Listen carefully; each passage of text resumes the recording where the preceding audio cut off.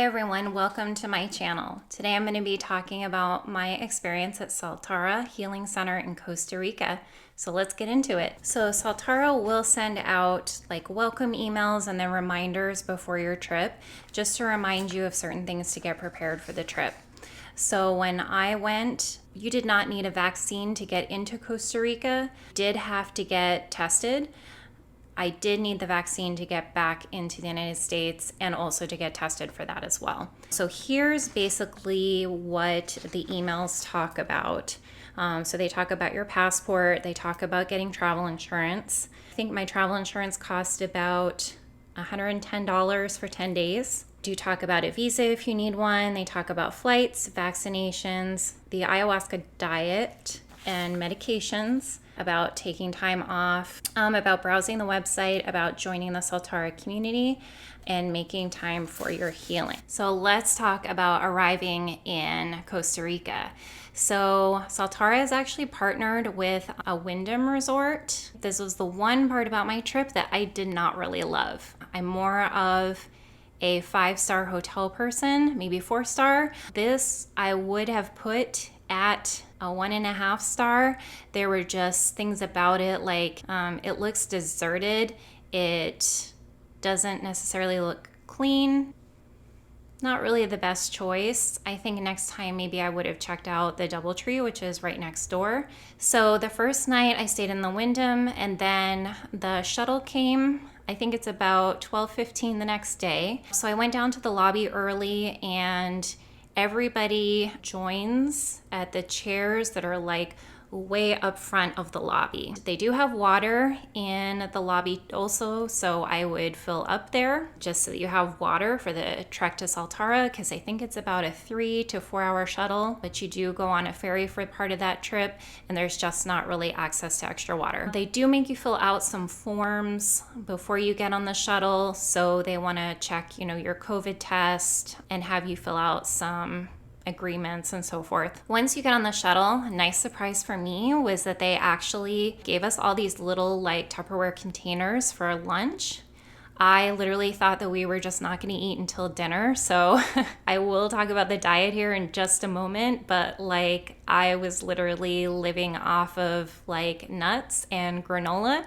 And so I was so excited to see that they had prepared a little salad with different foods in it. So speaking of the diet that you have to prepare with, so for 2 weeks prior to your retreat, you do not want to partake in any of these: recreational drugs, alcohol, pork and red meat, sexual activity. You want to limit processed foods, limit salt and foods high in salt, foods high in sugar, foods high in oils and animal fat. They do want you to limit supplements as much as possible. Spicy foods, blue cheese, peanuts, soy, and fava beans. And then 1 week prior to your retreat, no caffeine, no refined sugars, no pickled, fermented, and smoked foods, no overly ripe foods, no dairy, no ice and cold drinks, and no adrenaline-inducing activities. I did actually ask about the ice cold drinks because I was curious like why that would be a thing. And apparently ice is very shocking to our systems. So since I have gotten back from my retreat, I don't use ice nearly as much, not unless I want to cool down a drink a little bit, but I don't use it as much as I used to at all. So that was something that I learned with this retreat. So after you arrive at Soltara, and I do have, there is a schedule that you can print out online even before you book. It looks like this. Again, I went on the 7-night retreat schedule. They do have a 5-night schedule, and I believe it's a 12-night schedule. So if you go on the 5 nights, that's 3 ceremonies. If you go on the 7, that's 4 ceremonies. If you go on the 12, I believe that's 7 ceremonies. Okay, so day 1, when you arrive, the facilitators are there to meet you right off the shuttle, handle, getting your luggage to your room. They give you your key.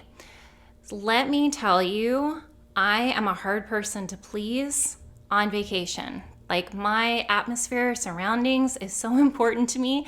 In this place, I just felt like I was in heaven. The rooms are like 5-star, and multiple people that I was there with were always commenting, this feels like a 5-star place. So just the pool, the food, the grounds, man, they really just take care of this place. They've gone to like extra detail to make just everything look so beautiful. Like the placement of the plants, everything.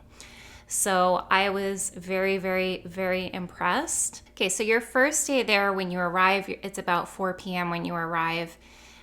First day is really just a tour of the place, orientation talk, and then there is also dinner about 6:30. Now, the food, I know some people said in the reviews that the food is bland, but it is an ayahuasca diet. I will say all of us were actually always excited to see what the food was. And someone always comes out, whoever's prepared the food for that day always comes out and very proudly tells you what they've prepared for you and what's in each thing. So it's just, again, to me, 5-star ayahuasca resort. I'm actually normally a vegan, and I decided to eat the chicken and fish that they served just because I really wanted to stay in line with what they had prepared. So like if you are eating day of ceremony is going to be a little bit different from food that you're going to eat on a day where you're not doing ceremony. So they're very, very particular, like making sure that like this is the food that's good for you day 1 ceremony, and this is like what might be better for you like day 3 ceremony. Day 2, 7 o'clock in the morning. You start off with vomotivo. So this is where they give you a lemongrass tea, and you have to drink it really fast. You actually stand there with a counselor one at a time. There are 4 facilitators up there, so 4 people go at a time by themselves, and they basically have to chug glasses of this lemongrass tea until they throw up. This is to get you comfortable with purging. The point of ayahuasca, even though so many people, and me included a little bit, didn't want to purge, but if you can get used to it, if you can get comfortable with vomiting, then you'll be able to release more from your body and feel better after the experience is done. Also, while you're vomiting, they encourage the other participants in the group to cheer you on. So you will actually hear cheers from the crowd as you're doing this. And I think they want you to purge maybe about 3 times during this experience, if at all possible. I may have gotten away with 2, I can't remember. So then at 9 a.m. you go to breakfast. Then at 10 a.m. there's an ayahuasca talk. So they're going to take you over to the Maloka, which this is what the Maloka looks like. And they're going to talk to you all about like things that you can expect during ceremony and so forth.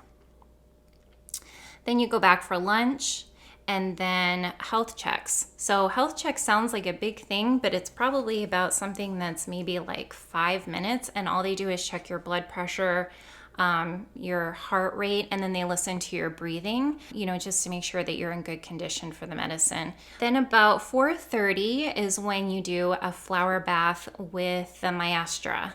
So the flower bath actually smells so incredibly beautiful. It is a combination of different flowers. So it's just a couple of minutes. This is to, actually everything that they give you at the resort is to prepare you for the medicine. So this is part of it. And then you kind of get like some of the flowers like left on your head as like a little crown. And they ask that you like just naturally let that dry. One tip that I would give is that the flower bath actually did start to stain my white bikini. So either don't wear a light colored bikini, like wear a black, or just when you get back to the room before you go to the next thing, just rinse that out right away. So then there's pre-ceremony yoga. So this is an hour long, and it's just, again, to prepare you for the medicine, kind of relax you, relax your body. And then at 7:30, the ceremony begins. So how it's set up is that at Soltara, there's probably about 20 to 22 people per group. I believe we had about 22, and the mattresses go around the circle of the maloka. And then you have your purge bucket. Don't know why I can't say that. Your purge bucket beside you. And then you also have an ashtray, and that is for the tobacco that they will give you. Tobacco, again, works well with the medicine. It is a partner to the medicine. And also I was told later that if you need help bringing on a purge, that can help too.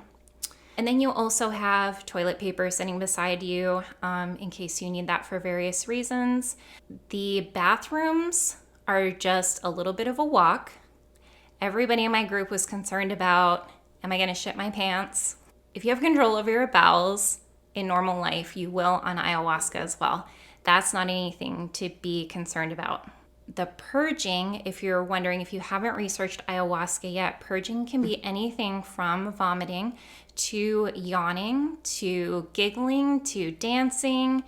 I got the shivers a little bit. I think the first night I had indigestion, so I was burping. So there can be a number of different ways to purge. It isn't just vomiting. But there are 5 bathrooms just outside the maloka. And the way that it works is that, so first of all, when ceremony begins, there are 2 guards out there to look out for you for your protection. And they have a little red light. If you do need help getting from your mattress to the bathroom, there's always a facilitator by the door. Communication during the ceremony, since everything is really fairly quiet, like the way you walk around the maloka, you don't really talk very loudly to anyone, that kind of thing. It's kind of just a respectful thing to keep things as quiet as possible. So how you communicate to the facilitators is with a little red light. So they'll tell you that you need to bring this headlamp with you.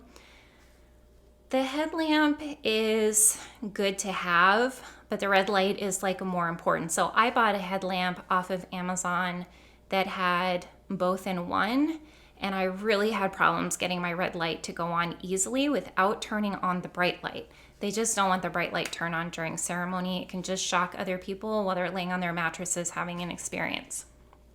So if you can get a headset where it's really easy to turn on a red light without having to go through a series of turning on the bright light first, that would be very helpful. But anyways, you take the headlamp and you shine it at your chest, and they can see the red light on your chest, and then they'll know that they can come over and help you. So same thing when you get outside to the bathrooms, those kind of like security dudes that I was talking about that's out by the door, they will actually shine a red light at the bathroom that is open. Here's pretty much how ceremony goes. You go in and you lay down on your mattress, and you kind of wait a little bit, and then to me, it kind of felt like here comes the royalty into the room. So that is the maestra, the maestro, and then the 2 facilitators that are working closely with them. They have their own kind of setup in the middle of the room, and they have their backs to each other. For a while, they do smoke the tobacco, and then there's also like certain rituals that they do with the medicine. So when they're ready to start serving, the maestro will walk around and give the medicine to the maestra. Now, I'm sure everybody has questions about dosing. Oh, there is a little cup also, like a little shot glass by your mattress. So they ask that you bring that up. For me, the shot glass that I took up, I set it down and they asked me if I had an intention, and I did, and I told them what my intention with the medicine was, and so they went ahead and replaced it with a little bit of a bigger shot glass.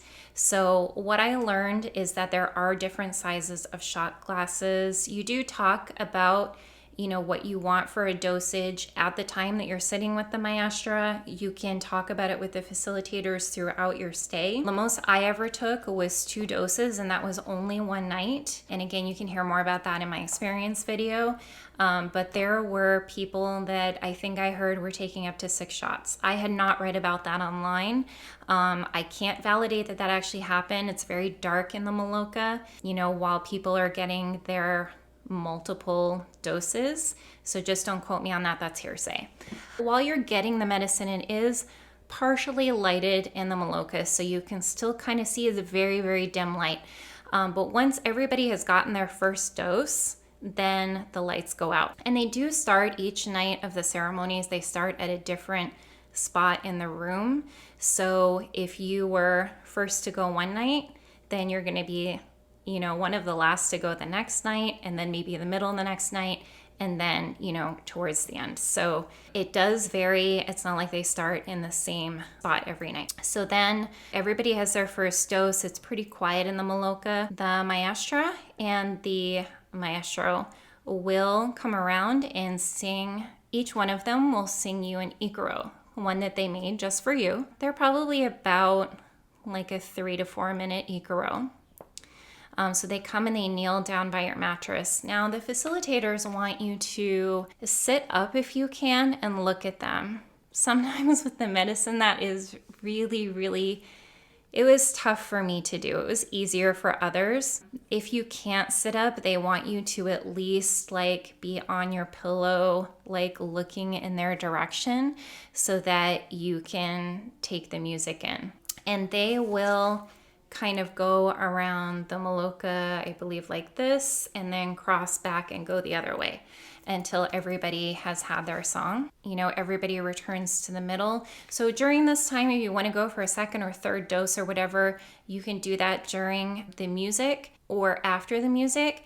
There is a point where they call last call, and then that's it. You can't go get any more doses of the medicine. And then everything kind of sits really quiet for a while, except for when you hear people going through their experiences.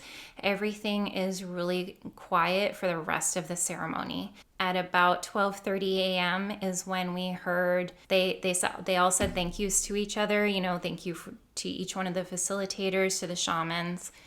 And then they'll say that the ceremony is closed, and then that's when you can go back to your room. Now, from my understanding at Soltara, there is a set of shamans that keeps the ceremony going until 2:30 a.m.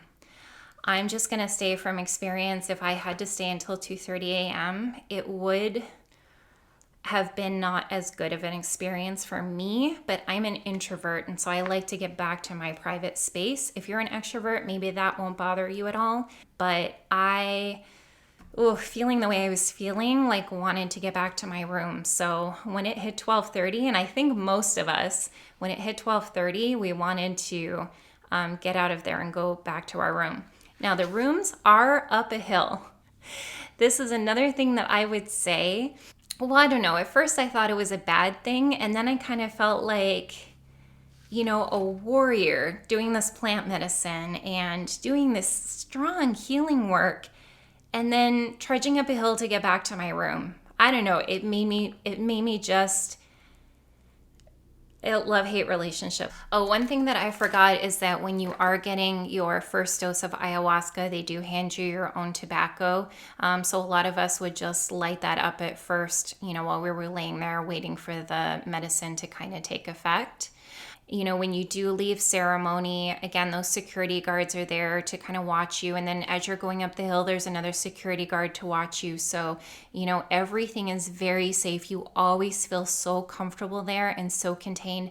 And if you ever have any issues, you need to talk to anyone, there are walkie-talkies in your room, and they teach you how to use them, and that's how you can talk to the facilitators. You can't actually go down to the facilitator rooms. They want to keep those private, but those walkie-talkies are available. So if you have questions about if the power went out, but those facilitators are always available to you 24/7. There's one that is more of a daytime one, since the other facilitators, they're up late with us, and they may be up late in the morning and only get 5 or 6 hours sleep. So there is always someone on shift to be able to help you. A little bit about the facilities. So the water is triple filtered there.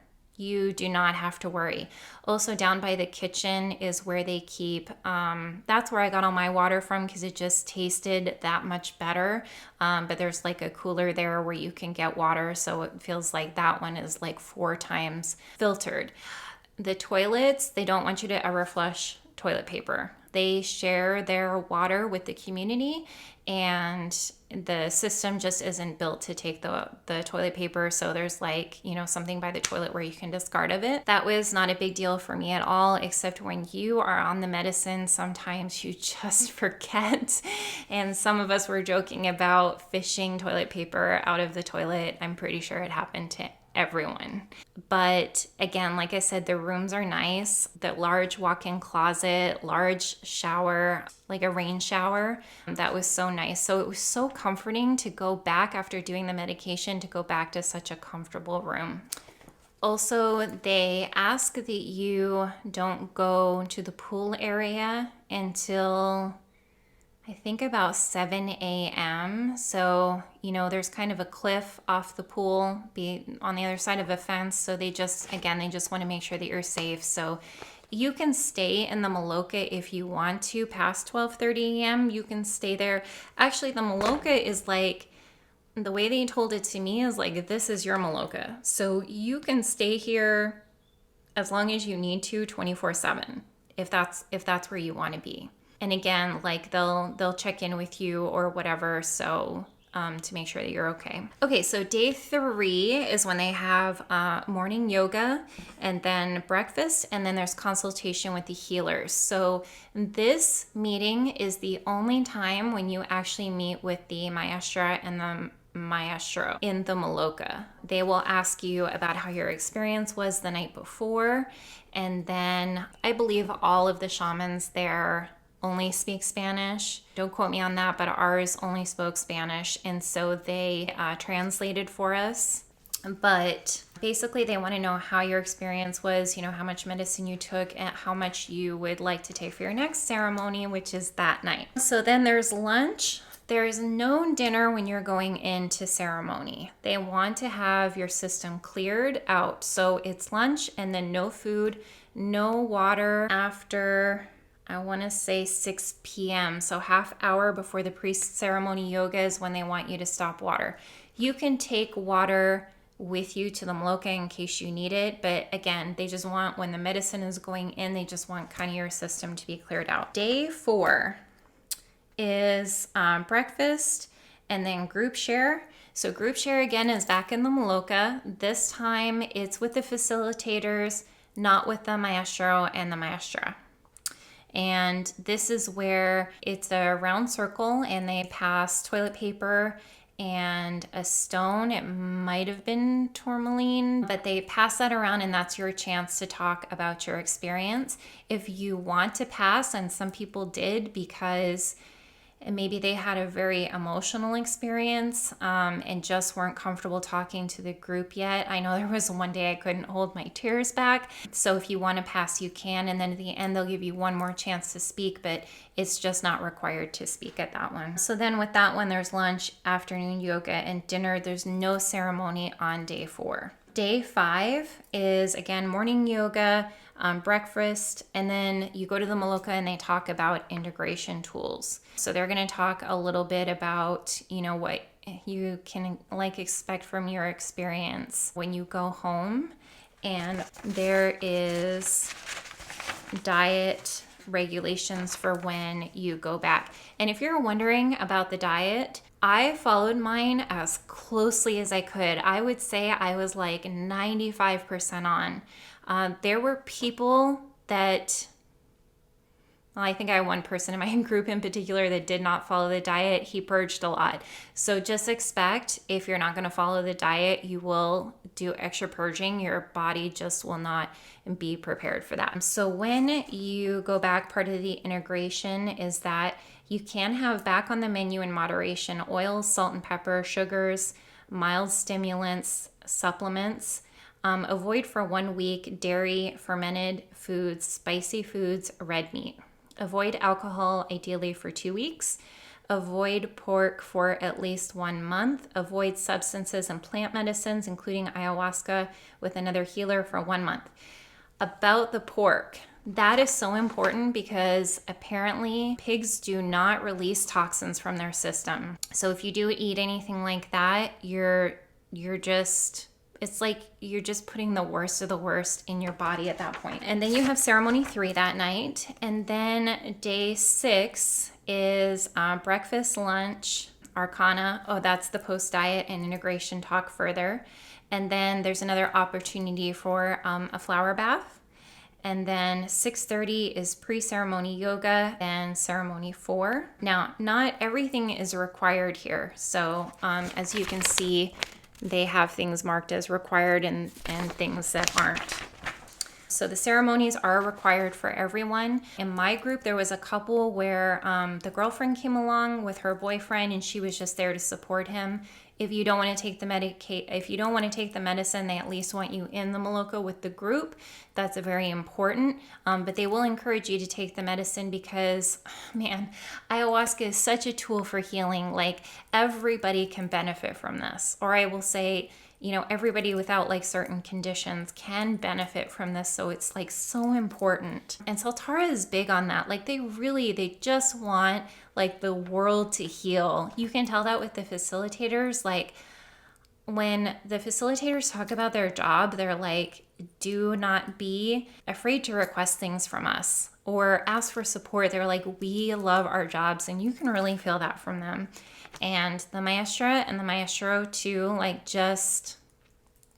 you can just tell like they're just so loving and they're there to heal you. I did want to talk a little bit about ceremony 4 because that one works a little bit differently. When they come around to sing the Icaros on ceremony 4, they're actually singing a song to close up your crown chakra. So it has been open this whole time, right? To allow for healing, to allow for purging, to allow things to come up. They want to seal that back in so during your integration, you are safe. So what they do for that, like I said, this is a very specific song that kind of just seals it up. They also, for I think a week after you leave there, or 5 days, they want you to wear a hat. So that's why they ask you to bring a hat with you to protect your crown chakra from the sun. If you're indoors, it doesn't matter, but they just want you to protect it from like any kind of elements. And then day 7, the last day, is breakfast and then the Shipibo market. Again, this is in the Maloka as well, and they're going to have different things. So the facilitators usually bring something from their country, and they live all over the world. So just a note on that, you can only stay in Costa Rica. I think you're only allowed to stay there 3 months at a time. So the facilitators do have to rotate. My facilitators came from the United States, from Peru, from Italy, so from all over. Even the maestro and the maestra, even they come in from Peru and can only stay for so long, and they like shift out. So Shipibo, the maestra and the maestro, they will have stuff that their families made that you can purchase for them to contribute to their community. And then also all the facilitators, maybe not all of them, but a lot of them bring stuff from their countries as well.